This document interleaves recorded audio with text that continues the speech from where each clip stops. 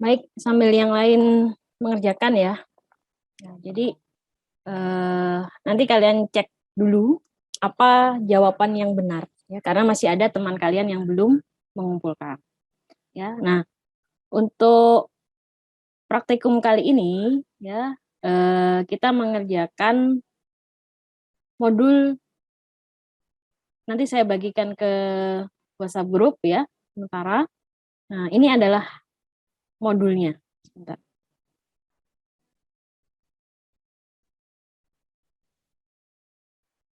Ya, ini adalah modulnya. Ya, jadi ada soal, kalian kerjakan, ya, kerjakan sekarang juga. Nah, kalau kalian ada kesulitan dalam mengerjakan ini, silahkan langsung ditanyakan.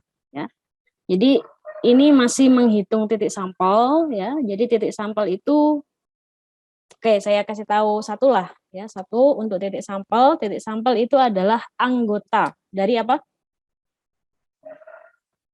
Titik sampel adalah anggota dari ruang sampel. Titik sampel itu anggota dari ruang sampel. Kenapa titik sampel itu penting dicari jumlahnya? Karena pada saat kita menghitung peluang, maka kita menggunakan rumus banyaknya kejadian dibagi dengan banyaknya ruang sampel. Ya, jadi perhitungan dari titik sampel itu sebenarnya kita menghitung bagian ininya, ya, kemungkinan seluruh kejadian ya atau hasil dari semua kejadian. Ya, peluang itu adalah banyaknya kejadian dibagi dengan banyaknya ruang sampel. Ruang sampel adalah himpunan yang memuat apa? Semua kemungkinan hasil atau outcome suatu percobaan statistika. Ya, jadi definisi dari ruang sampel itu adalah himpunan semua hasil atau outcomes yang mungkin dari suatu percobaan statistika. Nah, himpunan ini dihitung banyaknya dengan NS, ya, itu ada beberapa metode. Ya, metodenya antara lain adalah dengan mengalikan. Ya, mengalikan. Kemudian teorema kedua yaitu jika ada banyak kejadian ya lebih dari 2, caranya juga bisa dikalikan. Ya. Kemudian bisa juga dihitung dengan apa ini? Yang ketiga, teorema ketiga bisa dihitung dengan faktorial. Nah, kapan kita pakai faktorial? Jika n benda berlainan disusun. Ya, n benda berlainan disusun. Misalnya, ya ada 5 jenis obat, 5 jenis 5 huruf aja, 5 huruf yang mau disusun, maka 5 huruf yang berbeda yang mau disusun, maka caranya adalah dengan 5 faktorial. Ya. Banyaknya permutasi n benda yang berlainan adalah n faktorial. Nah, kemudian kita kenal istilah permutasi dan kombinasi. Ya. Apa perbedaannya? Permutasi itu digunakan pada saat kita bekerja pada urutan yang diperhatikan atau tidak? Kalau yang permutasi. Urutan diperhatikan. Jadi pada permutasi misalnya ada angka gambar dengan gambar angka, itu NS-nya dihitung berapa? Dihitung 2. Ya. Sedangkan pada kombinasi ya, bisa dilambangkan dengan seperti ini, bisa dilambangkan juga dengan seperti ini, ya, itu urutan tidak diperhatikan. Ya. Jika ada titik sampel AG dan GA, maka ini dihitung sebagai satu. Ya, jadi kita kalau pada kombinasi itu hanya berfokus pada dia disusun oleh apa saja, ya, disusun oleh titik sampel apa saja. Jadi di sini atau disusun oleh anggota ruang sampel yang mana saja. Ya, jadi kalau masalah urutan, ini yang pertama, itu yang kedua, itu tidak diperhatikan, tetap dihitung 1. Gitu. Nah, perbedaannya apa? Rumus permutasi dan kombinasi. Kalau permutasi berarti kita dibaginya hanya NR, ya. Kalau ada permutasi 5, 2, artinya apa? 5 faktorial dibagi 2 faktorial. 2 faktorial. Ya. Oke. Apa yang disebut dengan 5 faktorial? Apa yang dimaksud? 5 kali 4 kali 3 kali 5 kali 4 kali 3 kali 2 kali 1. N faktorial itu artinya adalah N dikali N-1 dikali N-2 sampai dengan terakhir adalah 1. Ya, jika N-nya adalah 5, maka itu artinya adalah 5 dikali 4 dikali 3 dikali 2 dikali 1. Ya, itu adalah definisi dari faktorial. Oke, nah kalau Izin, Bu. Ya, silakan. Interupsi. Izin bertanya, Bu. Itu kan P52 kan, Bu. Kalau di rumusnya N faktorial per N dikurang R, Bu. Bukannya iya. jadi Oke. 5 faktorial per 3 faktorial. Ya, betul. Ini 5 faktorial dibagi 3 faktorial, ya. Jadi kalau bagian bawahnya itu adalah atas atau N-nya dikurangi dengan R-nya, ya. Oke, benar.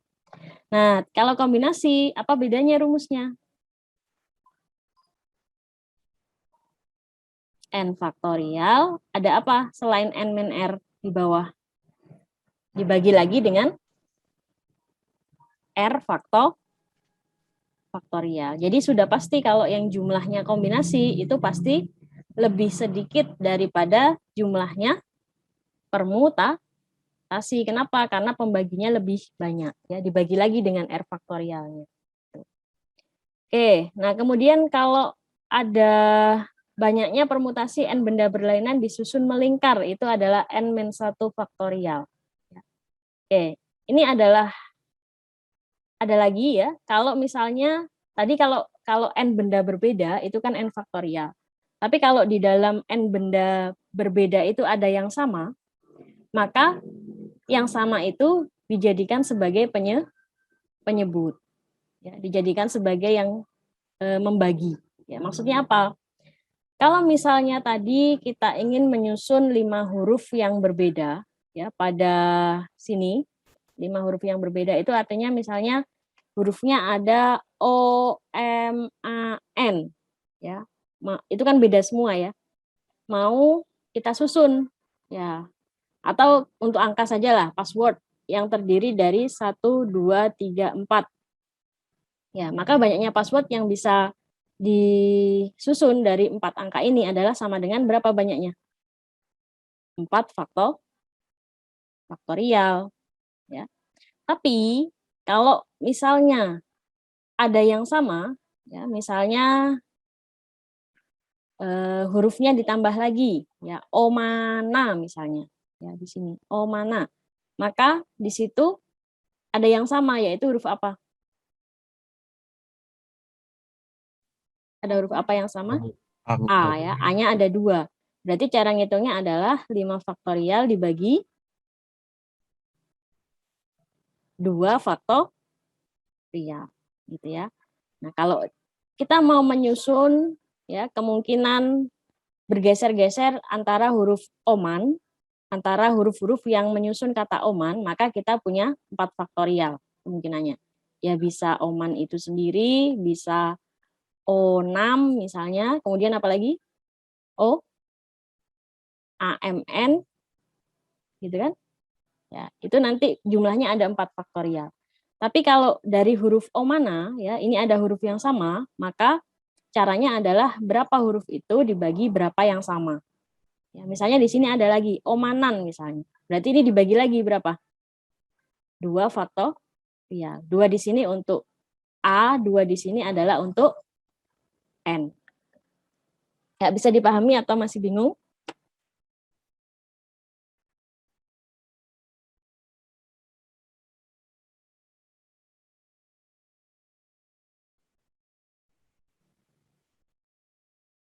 Ya, bisa dipahami. Bisa, Bu. Bisa. Oke. Nah, kemudian banyaknya cara, ini sama dengan yang sebelumnya ya. Ya, kemudian ini yang kombinasi tadi. Kombinasi tadi tidak diperhatikan urutannya. Nah, peluang itu ini ya, NA dibagi NS atau di sini disebut sebagai N. Ya. Peluang kejadian A adalah banyaknya kejadian A dibagi dengan seluruh anggota ruang sampelnya. Nah, di sini tugas praktikum kalian adalah ada 4 soal yang berhubungan dengan teknik-teknik menghitung titik sampel tadi. Ya, kalian sesuaikan sendiri mana yang sesuai. Ya, silakan dikerjakan nomor 1 dulu.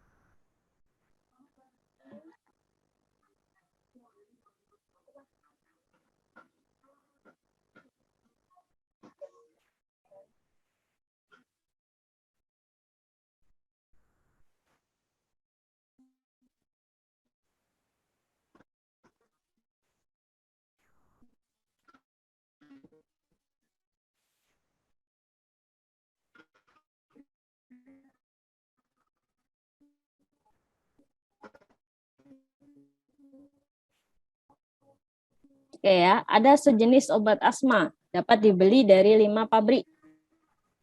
Berada dalam bentuk cair atau tablet atau kapsul. Ya, ada 3 jenis. Semuanya dibuat dalam kadar biasa dan tambahan. Kadarnya ada 2 jenis. Dalam beberapa cara yang berlainan, seorang dokter dapat menuliskan resep obat asma bagi seorang penderita asma. Sudah ada yang dapat jawabannya? Izin, Bu. Ya, Izin, Bu. 30 ya, Bu. siapa tadi yang jawab 30? Jessica, Bu. Ini 515. Ya, 30 dari mana? N1 kali N2 kali N3. 5 kali 3 kali 2, Bu. Ya, 5 kali 3 kali 2. Ya, ini termasuk pada teorema kedua bahwa jika ada N1 benda yang berbeda dengan N2 benda yang berbeda dan N3 benda yang berbeda, maka cara mencari titik sampelnya adalah dikalikan. Ya. Oke, nomor 2A.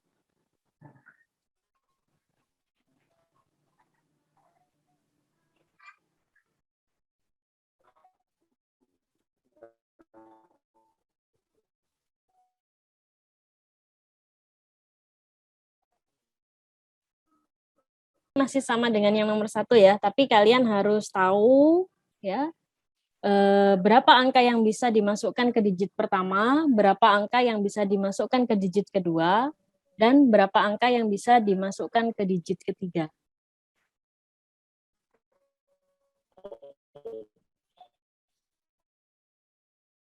Yang sudah boleh raise hand ya.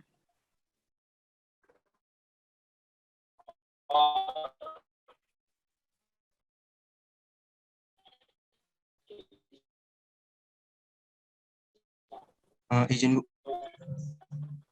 Siapa ini? Bu Biaritonang, Bu. NIM? NIM 1332005, Bu. Oke. Ya, 2A, bagaimana jawaban caranya? yang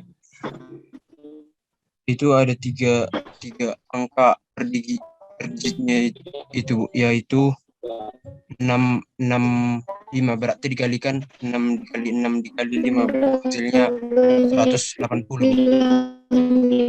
Ingat, di situ dibilang apa di situ? Tiap angka hanya dapat digunakan sekali. Nah, kalau tiap angka hanya digunakan sekali, berarti bagaimana caranya, aturannya? Harusnya ada 7, maka yang bisa masuk di digit pertama hanya berapa? Hanya 6. Kenapa hanya 6? 0 nggak bisa di awal ya. 0 boleh di awal nggak ini? Nggak bisa, Bu. Nggak bisa ya. Oke, harusnya ini pertanyaannya agak di ini sih. 3 digit angka ratusan gitu ya maksudnya. Oke. Kemudian karena 0 tidak bisa dipakai di depan, ya, tapi 0 bisa dipakai di kedua, maka kita masih sisa berapa angka lagi? 5, Bu. 5 itu kalau 0 nggak bisa dipakai. Kalau 0 bisa dipakai berarti ada berapa? 6. Ya, ada 6. Oke, kemudian sisanya lagi kurang 1 berapa berarti? 5, Bu. 5. Jawabannya berapa tadi? 180, Bu. Ya, 180. Jadi itu cara berpikirnya ya. Jadi kalau ada 0 tidak bisa ditaruh di depan, maka angka yang bisa masuk ke digit pertama itu dikurangi 1 untuk menghilangkan 0. Yang kedua, itu berarti 0-nya bisa masuk, angkanya ada 7, tapi kita asumsi sudah ada yang digunakan di sini, satu angka. Ya, maka tinggal 6. Kenapa yang satunya jadi 5? Karena sudah dipakai di yang pertama dan sudah dipakai yang kedua. Jadi dari 7 kurang 2 tinggal berapa? 5. Ya, oke, yang BC silakan dikerjakan dulu sendiri. Oke, nomor 3. Dalam berapa carakah suatu barisan dari 8 benda dapat disusun dalam satu lingkaran? Permutasi melingkar. Apa tadi rumusnya? N kurang 1 faktorial, Bu. Ya, kalau ada 7 benda berarti ada 8 benda berarti berapa faktorial? 7 faktorial, Bu. 7 faktorial. Oke, berapa macam permutasi yang berlainan yang dapat dibuat dari kata infinity? Ya, ini seperti kasus yang tadi ya, omanan tadi.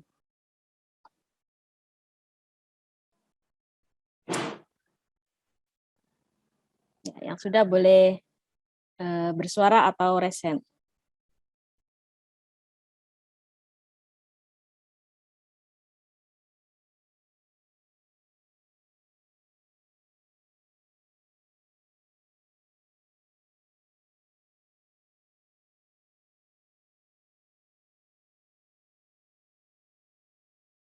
Izin menjawab nomor 3, Bu.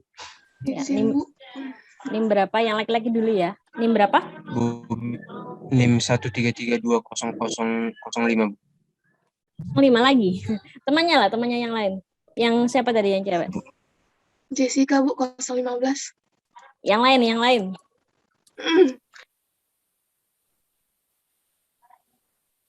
Simpan dulu ya jawabannya ya, jangan disebarkan.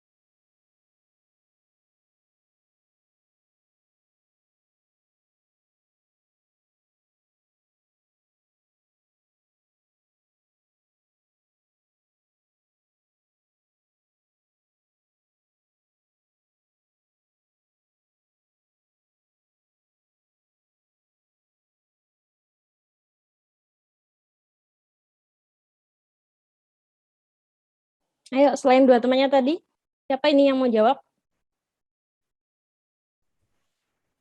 Izin menjawab, Bu. Ya, silakan. Izin menjawab, Bu. Saya Stephen, Bu, dari NIM 133200055. Izin menjawab. Ya. Dia 8 faktorial.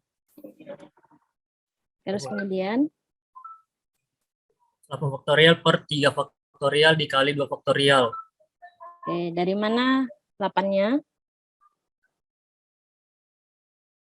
I, kemudian? Banyak infinity-nya, Bu. Oke, ini ada 8. Yang sama huruf apa? I sama N, Bu. I sama N. I-nya ada? I-nya ada 3. N-nya ada? 2, Bu. 2. Oke, kalau diselesaikan berapa? 3.360, Bu. 3.360. Bagaimana 60. caranya? Pakai kalkulator atau kamu hitung manual? Kalkulator, Bu. Oke, nah kalau kalian tidak boleh pakai kalkulator ya, maka caranya adalah kalian cari dulu yang lebih besar di bagian bawahnya ya, itu adalah 3. Berarti di sini kita punya 3 faktorial. Kalau mau ke 8 faktorial kita harus ngalikan ke berapa lagi? 4, 5, 6, 7 dan 8 ya. Ini masih ditulis 3 faktorial, 2 faktorial itu berapa? 2 dan 1. Ya. Ya, maka ini bisa dicoret, kalian tinggal selesaikan ini. Ya. Ini 2 berarti. 10 dikali berapa? 60. Ini kan dikali 10 ya. 60 dikali 56. Ya, 60 dikali 56. Ya. Oke, benar apakah hasilnya 3.360? Benar, Bu. Ya. Oke. Ya, itu adalah menghitung titik sampel. Nah, untuk soal yang nomor 5, itu kita membahas sudah masuk ke bab aturan peluang. Ya. Di mana aturan peluang itu bisa menggunakan dan, merupakan kejadian yang terjadi secara bersama-sama, atau menggunakan union, ya, menyatakan kejadian yang terjadi salah satunya. Nah, jika kejadian itu tidak bebas, maka aturan penjumlahannya adalah peluang A gabungan B sama dengan peluang A ditambah peluang B dikurangi peluang A irisan B. Contoh, peluang mahasiswa lulus matematika 2/3. Kita bisa tulis bagaimana itu? Peluang M adalah 2/3. Kemudian peluang lulus biologi adalah 4/9. Peluang lulus kedua mata kuliah, ya, kedua mata kuliah artinya apa?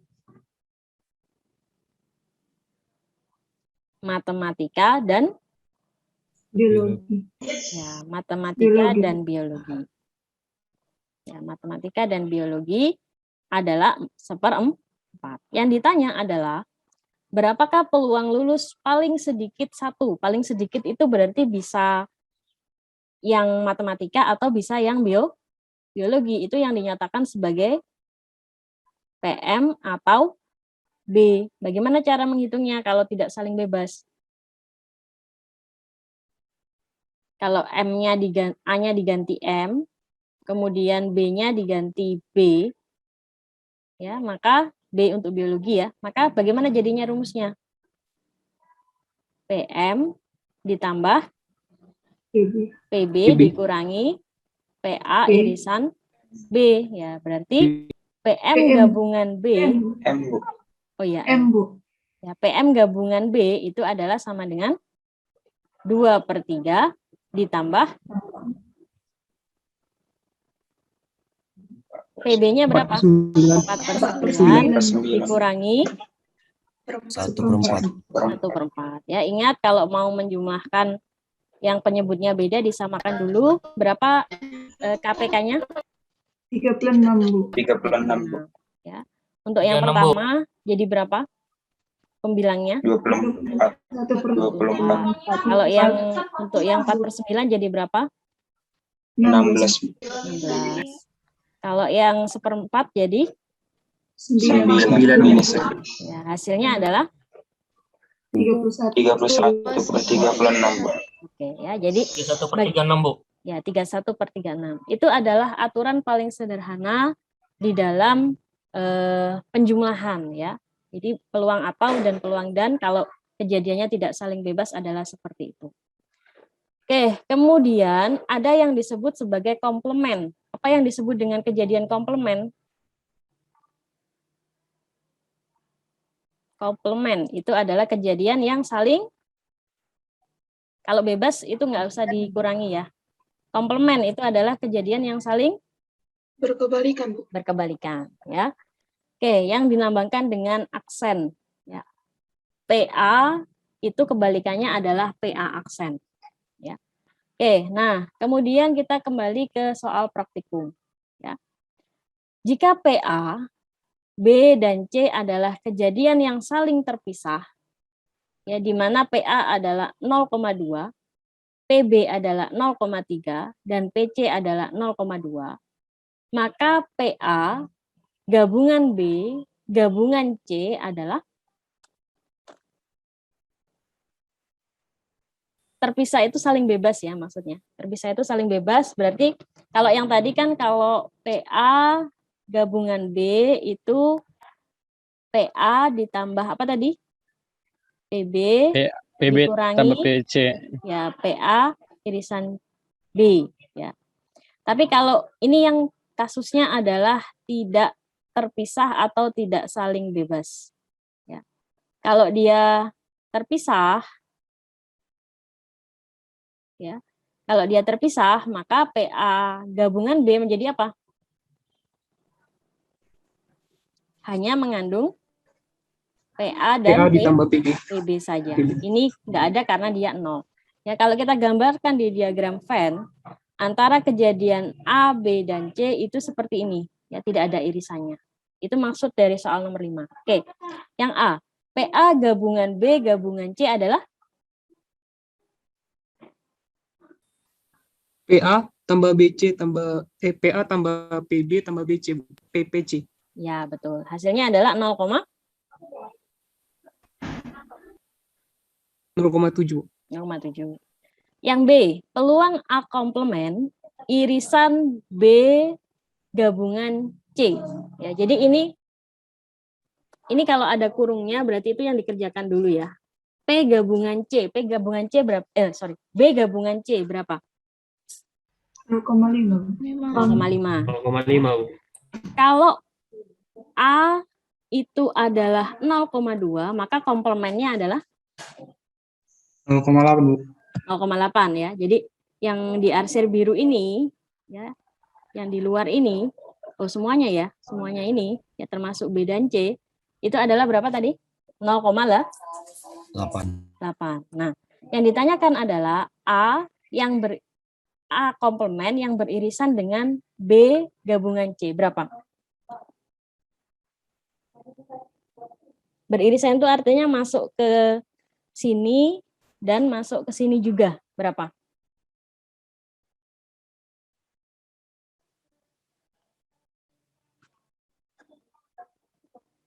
Ini saya warnai kuning lah.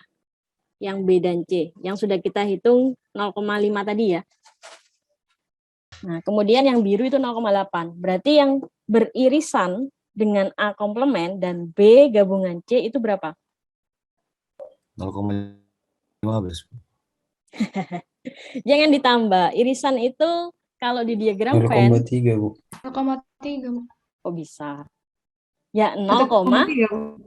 0,5. Ya, kenapa 0,5? Coba lihat tandanya ya. B gabungan C itu kan dikerjakan dulu kan? Benar? Karena ada kurungnya. Ya, B gabungan C itu dikerjakan dulu karena ada kurungnya. Kita dapat berapa tadi? 0,5. 0,5 ya. A komplement itu adalah yang diwarnai biru. Ya, menyangkut semuanya. Berapa tadi? 0,5. Dari mana? Di sini 0,3, di sini 0,2. Kalau digabungkan PB PB gabungan C itu adalah 0,5 ya. Kemudian PA komplement itu bisa saya tulis begini, bisa saya tulis begini ya. A komplement adalah 0,8. Nah, untuk soal ini kita tidak bisa melihat hanya dari angka-angkanya, tapi kita harus tahu bagaimana konsep kejadiannya ya. Mana di sini yang masuk ke dalam A komplement, artinya dia dilalui oleh garis kuning dan garis biru. Nah, ya sama saja dengan apa di situ? B gabungan C. Ya, jadi ini jawabannya adalah 0,5. Ya, jadi kadang-kadang dalam pengerjaan soal peluang itu kita harus melihat bagaimana konsep himpunannya. Makanya tadi pada saat kita bicara ruang sampel, kita diarahkan dalam matematika itu ke dalam konsep himpunan ya. Peluang sampel adalah himpunan semua outcomes atau hasil yang mungkin dari suatu percobaan. Ada pertanyaan dari sini? Izin Bu, Ya, tadi agak silakan. sedikit bingung Bu. 0,8 ini tadi dari mana Bu? Agak Oke. sedikit bingung tadi Bu. Nah, Terima kasih Bu. dalam aturan peluang, kita ada yang dimaksud dengan PA komplement. A komplement itu artinya adalah kebalikan daripada PA-nya. BA. Ya, jadi PA komplement ditambah dengan PA itu adalah sama dengan 1. Kenapa? Peluang itu berkisar antara 0 sampai 1. Tidak ada peluang negatif. Tidak ada peluang yang 1 koma. Kalau nanti ada ngerjakan soal peluangnya 1 koma, itu berarti salah. Gitu ya. Mungkin salah yang ngasih soal atau salah dalam kalian pemahaman konsepnya. Gitu. Jadi peluang itu kita ingat baseline-nya hanya berada pada rentang nilai ini. Ya. Kemudian apa yang dimaksud A komplement? Ya, kalau dari sini berarti PA komplement itu adalah sama dengan 1 dikurang PA. Ya. Jadi PA-nya 0,2, berarti PA komplementnya adalah 1 kurang 0,2. nah, 0,8. 8. Gitu. Terima kasih Bu. Oke, nah kalau yang C sudah bisa dikerjakan sendiri ya. Yang nomor 6 juga, nomor 7 juga. Ya. Nomor 7 ini gini, dari pengalaman yang lalu seorang pialang saham yakin bahwa dalam keadaan ekonomi yang sekarang, ya langganan akan menanam modalnya dalam keadaan ekonomi sekarang dalam obligasi bebas pajak dengan peluang 0,6. Ya, jadi kita bisa bilang di sini peluang seseorang menanam obligasi itu adalah 0,6. Ya. Dalam dana bersama dengan peluang 0,3. Ya. Peluang dia pakai mutual funds itu adalah berapa? 0,3. Ya. Dan dalam keduanya, atau ini biar tidak 2 huruf, kita pakai PB aja ya. PB itu dari dana bersama tadi, atau PD lah, PD. Ya, dari untuk dana bersama. Ya. Peluang obligasi 0,6, peluang dana bersama itu adalah 0,3. Peluang kita menanam di obligasi dan menanam di dana bersama itu adalah sama dengan 0,15. 0,15 ya. Pada keadaan sekarang, cari peluang seorang langganan menanam modalnya dalam obligasi pajak atau dana bersama. Berarti dia nanya apa? P O atau D. gabungan DP ya Bu. Kemudian tidak ada salah satu pun dari keduanya. Yang pakai komplement Bu. Betul. Jadi O gabungan D komplement. Ya, jadi ya nanti gampang ya itu. Kalau kalian sudah tahu PO gabungan D-nya ya berarti kalian bisa nyari PO gabungan D komplement ya, atau bisa juga itu tidak dalam keduanya. Kalau kita gambarkan di diagram Venn ya, O dan D itu berhubungan ya. Ini ada irisannya. Berapa tadi irisannya? 0,15. 0,15 Bu. Yang ditanyakan adalah yang tidak satu pun dari keduanya. Ya, berarti ya yang kita gambarkan dengan warna biru di sini. Nah, ini berapa? Ya. Ada pertanyaan?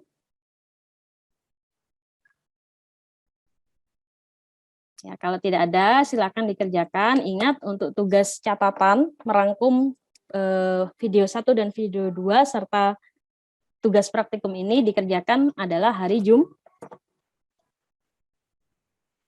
ya. Oke, mungkin itu saja dari saya. Kalau tidak ada tambahan dari kalian? Cukup Bu. Oke, nah kita Bu, izin Bu. ya silakan. Catatan dan tugas ini nanti digabung satu file atau di file berbeda Bu? Di satu file saja. Baik Bu. Ya. PDF kan Bu? PDF. Ya, harus setiap halaman itu harus ada nama dan NIM. Jadi kalau kalian di bukunya itu jadi 4 halaman ya berarti setiap halaman ada NIM dan nama kalian masing-masing. Ya, kemudian difoto, di PDF-kan, dikirim ke e-course. Ya, ada pertanyaan lagi? Cukup, Bu. Ya. Oke, kita sesi foto bersama dulu ya. Ya, silakan aktifkan kamera.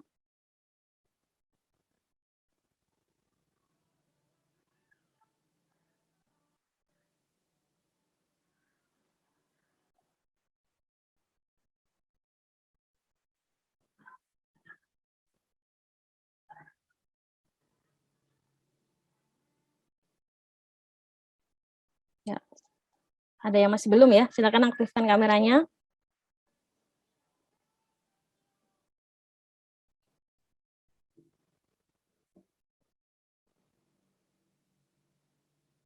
Oke, halaman pertama ya. 1, 2, 3.